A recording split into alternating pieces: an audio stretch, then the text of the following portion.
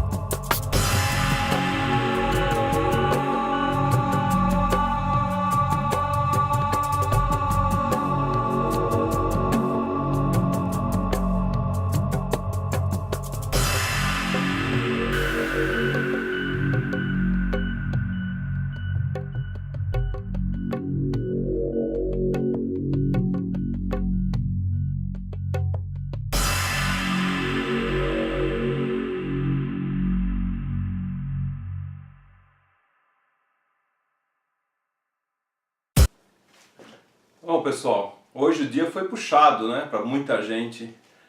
Que dia, hein? E eu falei sábado no programa sobre algumas coisas de tempestade solar, de coisas que influenciam no planeta, e tá aí, né? Não é que a gente seja bidu, mas as coisas acontecem porque algo antes aconteceu para que elas existissem agora. Então toda essa tempestade, né, até a meteorologia estava prevendo que ia chover apenas 7 milímetros de chuva no Grande ABC, e infelizmente desceu ali em certos locais 110 milímetros de água, bastante água, né? Chegou a inundar toda a capital, né? Alguns bairros como Ipiranga e como Osasco, né? Outra cidade, Osasco, ali ficaram tudo inundado. Marginal Tietê, que fazia muito tempo que não saía água dela, né? Não inundava, dessa vez inundou. Incrível, né? A gente teve que ir para São Paulo e hoje foi um dia de caos totalmente. E é uma tristeza muito grande por todas as pessoas, né? Que morreram, né? Até agora, pelo que eu vi, são mais de 12 pessoas mortas, afogadas ou soterradas. E o que a gente pode dizer com tudo isso, né? Pode dizer aquilo que eu falo, que eu comecei falando do programa, né? Falando desse vídeo aqui, sobre que um acontecimento gera outro. Então tudo é uma conta de mais ou de menos. A questão é que quando você tem pessoas especiais para tomar conta de algo, essas pessoas têm que ser tratadas como pessoas especiais, porque elas fazem parte de um controle, fazem parte de algo que organiza. Por isso que são eleitas, por isso que elas são votadas, por isso que elas são nomeadas. Não é simplesmente porque elas são bonitas, são altas, são feias, ou são baixas, são gordas ou magras, não é por isso. As pessoas são colocadas pela sua capacidade, isso seria o certo. Né? Quando falamos em sinarquia, é algo onde os melhores fazem os melhores. E não é bem isso que a gente tem visto, né? Sempre a culpa é do meio ambiente, sempre a culpa é do aquecimento global, sempre a culpa é de Deus que mandou muita água, sempre a culpa é de tudo. Mas num momento desse aí a gente tem que pensar claramente o que as coisas estão acontecendo. Será que a culpa é apenas isso? Ou será que algo estranho está sendo feito?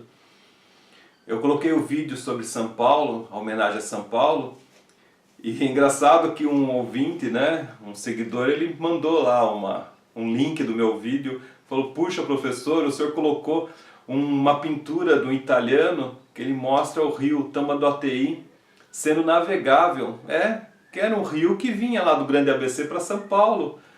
E as pessoas usavam como se fosse uma rodovia, né? Só que na verdade com os barcos. Então é uma via náutica, né? Onde os barcos vão. Então ali, desde a descoberta de São Paulo, todo mundo usava aquele caminho para ir e voltar com os barcos, né? Olha que interessante, a pintura mostra o rio largo, toda a parte larga. E o que eu posso dizer, né? O que aconteceu? Né? A gente tem rios aí que foram todos canalizados. Então basta pegar a planta de São Paulo, as regiões de várzea, que foram tudo ocupadas. Tem umas plantas da Light, da antiga Light, quando fizeram o rio Pinheiros, né? Inverteram a rota dele. E eu já falei isso outra vez também em programas. É um rio onde tem a parte da várzea, onde quando você tem um movimento muito grande de água, aquilo lá se expande e a várzea faz a absorção dessa água. Mas aí o pessoal inventou os piscinões. Tecnicamente, será que funciona? E aí? Até que ponto que funciona? Então, pessoal, não tem jeito. Física é física. A água vai para baixo. A água fica no nível mais baixo. E se você tiver algo mais baixo que o nível da água, a água vai inundar. Por isso que quando chove, quando vai inundar, quando você está no meio da água, o que você faz? Você procura um lugar alto. E nós tivemos shopping centers que ficaram até o primeiro andar cheio de água, indústrias, um monte de coisa. Não é apenas um fluxo muito grande de água, mas sim uma apropriação, né? Uma ocupação, usar a palavra mais certa, uma ocupação de áreas que deveriam ser isoladas, né? Áreas que não podiam ser jamais habitadas. Quando a gente voa de helicóptero em cima, né? Quando eu estou voando de helicóptero sobre São Paulo, sobre alguns locais, é claro, é nítido como você vê o rio espremido, como você vê coisas alteradas e como você vê locais que falam: não é possível que tem gente que mora aqui. Se eu não me engano, acho que tem um jardim chamado Jardim Pantanal, que ali a água demora dias para ela sair do local. E o nome já fala, né? Por que será? Então, acho que a gente precisava conscientizar muito mais, e talvez as pessoas que sejam mais novas, que acham que o mundo já era assim, acham que São Paulo já era assim, que todas as regiões eram assim, o que eu posso falar é que é um papo de velho, né? Um papo de idoso que eu vou falar para vocês. Mas antigamente a gente andava em cada locais, né? A gente andava, eu vejo, vou usar mais remotamente, mais proximamente, né? 10 anos atrás, 15 anos atrás, quando a gente pegava ali a estrada indo para a região do sul de Minas, a visão que a gente tinha dos morros era bem diferente da visão de hoje.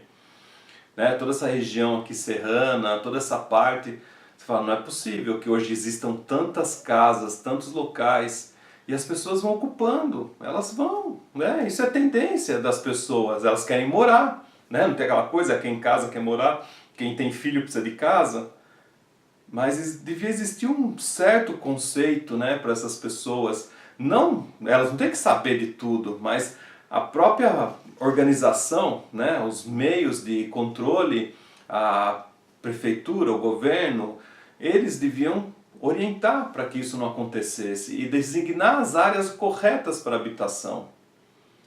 Há uma coisa muito interessante, isso eu posso falar do feng shui, né, do feng shui, da harmonização de ambientes. Em todos os locais que são habitados, é muito interessante que a primeira leva de habitações, né, as primeiras pessoas que tomam parte daquele povoado, elas escolhem os melhores lugares. Verdade, pode perceber. Os melhores lugares são tomados pelos primeiros. E ali fica normal, por muitos e muitos anos, para fortalecer um povo. Sem querer ou querendo, não sei, mas eles acertam em muitos posicionamentos, né? Então você olha para uma montanha, você fala, por que a cidade está desse lado e não está do outro lado? Por que eles escolheram esse ponto aqui e não escolheram o outro? E sem querer, na maior parte das vezes, eles acertam os pontos, né? Ou querendo. De repente pode ter alguém ali muito inteligente, principalmente o pessoal da igreja, que tem muito conhecimento. Eles podem orientar, falar, olha, faz a construção assim e tal.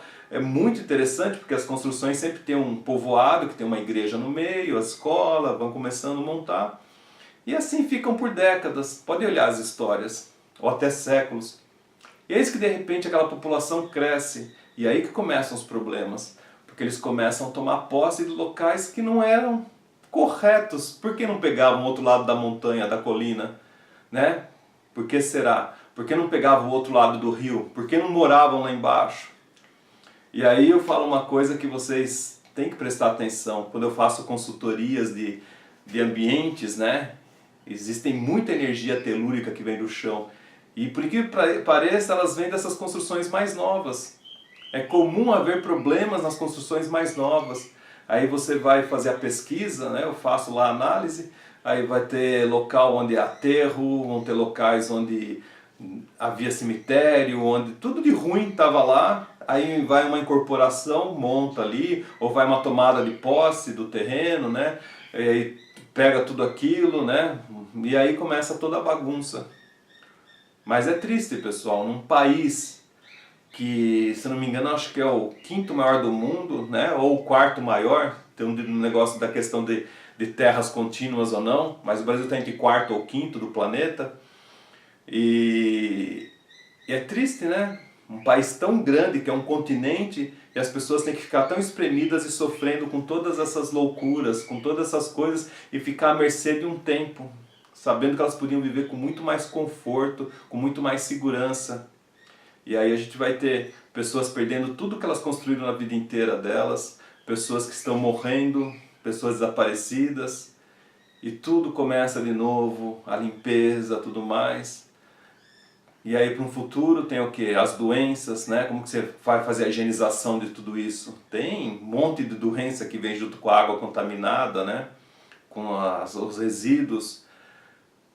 Pessoal, a gente precisa ficar muito mais atento com isso, com respeito à população, com respeito ao povo. Basta vocês verem um pouco da história. Por isso que eu falo, talvez vocês que são os novos, que acham que tudo já estava pronto, não estava assim. Tudo foi ocupado. E de uma forma muito caótica. Portanto, acho que a gente tem que usar aquela frase que não tem saída. Está na mão de Deus, não tem outro jeito. Meus sentimentos a todos, uma grande força, que vocês além de encontrar a força, encontre a inteligência e que a gente consiga, aos poucos, mudar essa perspectiva aí de Brasil. O Brasil é uma terra abençoada para ter tanto sofrimento. Isso não bate com o Brasil, isso não encaixa com o Brasil. Estão entendendo o que eu estou falando? Vocês são muito especiais para sofrerem dessa maneira. Vocês não merecem esse sofrimento. Presta muita atenção no que eu estou dizendo. E soma a tudo isso, essa carga de energia negativa que foi liberada com esse carnaval, toda essa coisa pesada, né? No primeiro dia de trabalho, né? Que é a segunda-feira, vim desse jeito. Repensem muito no que eu falo. Há algo macabro nesse ar. Preste muita atenção. Honrar a todos.